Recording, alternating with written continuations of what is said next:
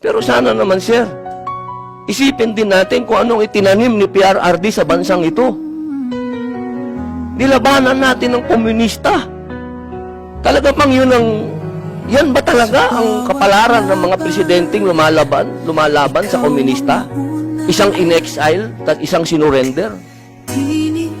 Ano pa po talaga itong bansa natin? Tayo po ba'y demokratiko talaga? Tayo po ba'y under control ng komunista? Yun lamang po. Maraming salamat po sa inyong lahat. Magandang hapon.